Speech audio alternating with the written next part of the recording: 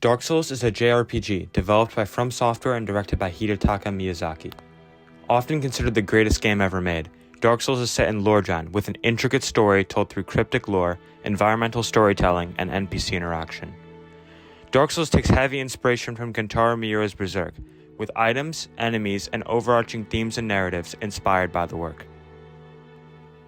Dark Souls is a game that realizes the value of freedom. In Dark Souls, you play with a fully customizable character in both their appearance and their skill set. Dark Souls is also a non-linear game, meaning you can go wherever with very few exceptions. This freedom leads to immersion.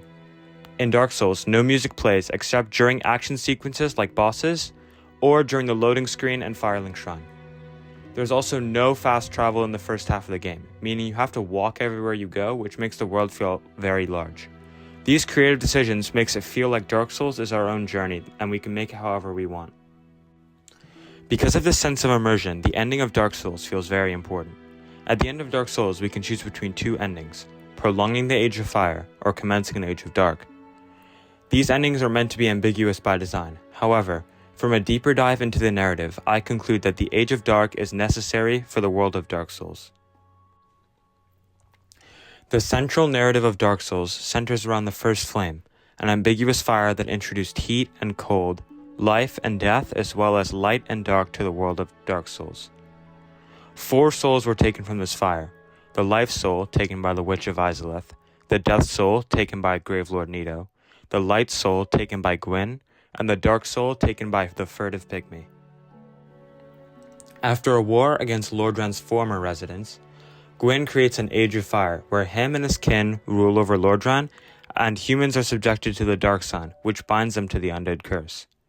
Over time, however, this fire that he created fades, which causes the world to fall into decline and the Undead Curse to propagate, causing people to go hollow and lose their minds. So, Gwyn sacrifices himself to kindle the fire, which creates a cycle of people constantly having to sacrifice themselves in order to prolong the age. This is where we show up. It's been a long time since Gwyn kindled the fire, and the world is in ruin yet again, with everyone in Lordran being hollow. This is why I conclude that we should not link the fire at the end of the game. A few reasons for this are: firstly, the fire will fade again. The cycle of decline will continue even after we link the fire. Secondly, the humans still won't self-govern. Gwyn's kin will still rule over the land, particularly Gwyndolin, who rules over Anor Londo. And thirdly, throwing yourself into a big fire seems very painful to me. So, if this ending is so bad, what leads some of us to choosing to link the fire? Well, there's these things called primordial serpents. They're very important to the world of Dark Souls. In the game we meet 2 of them. First, let's talk about this guy, Kingseeker Frampt. He encourages us to link the fire. He says he was an ally to Gwyn back when Gwyn was, still alive.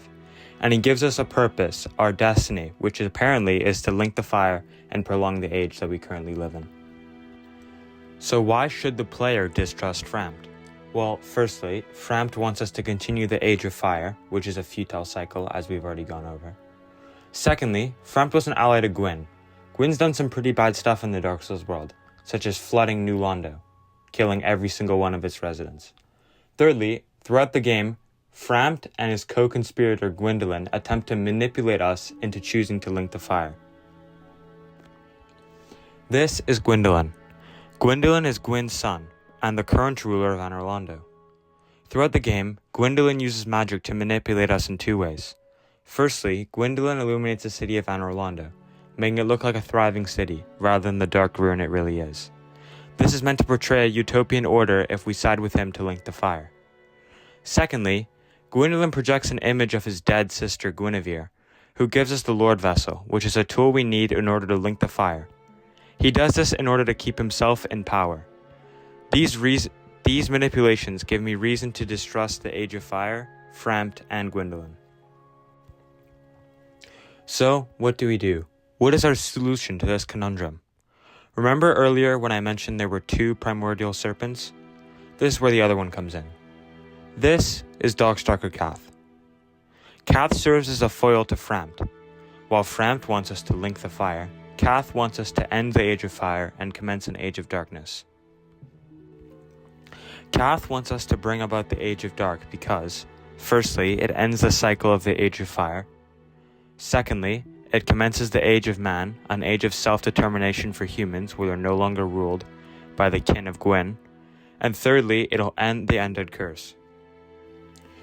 So, what is the Undead Curse? The Undead Curse causes people to be immortal. However, it comes with a few side effects. Namely, these people eventually lose their mind, causing them to go insane. Linking the Fire reverses this, but it's only a temporary solution to a much more deeply rooted issue. The permanent solution to the Undead Curse is the Age of Darkness. The Age of Darkness promises to completely destroy the Dark Sign, meaning the Undead Curse is no more. Another reason we might be motivated to bring the Age of Darkness is self-determination. When we arrive, Lordran is ruled by the tiny minority, Gwyn's kin.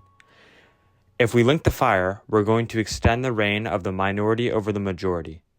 This is in contrast to the Age of Darkness, where it is said that humans will rule themselves. Finally, Kath implies that the Age of Darkness is the natural state of the world. As opposed to the Age of Fire, the Age of Darkness is not artificially prolonged by sacrifice. To choose the Age of Darkness is to not delay the inevitable, to embrace the natural change of the world. So, it is for these reasons that I conclude that the Age of Darkness is the good ending of Dark Souls. This is because the Age of Fire is a poor solution to the Undead Curse and other issues within the Dark Souls world. The Age of Darkness will end the control of the minority over the majority, allow humans self-determination. And finally, the Age of Darkness is the natural evolution of the world. This ambiguous choice is just one of the reasons that Dark Souls is so critically acclaimed. Dark Souls is also great for its memorable cast of supporting characters, like Solaire or Big Hat Logan, its great use of iconic scores, like Sif, or the Firelink Shrine theme, which has been playing throughout the video, as well as its great gameplay, art direction, and commentary on the importance of not giving up even when you're at your lowest.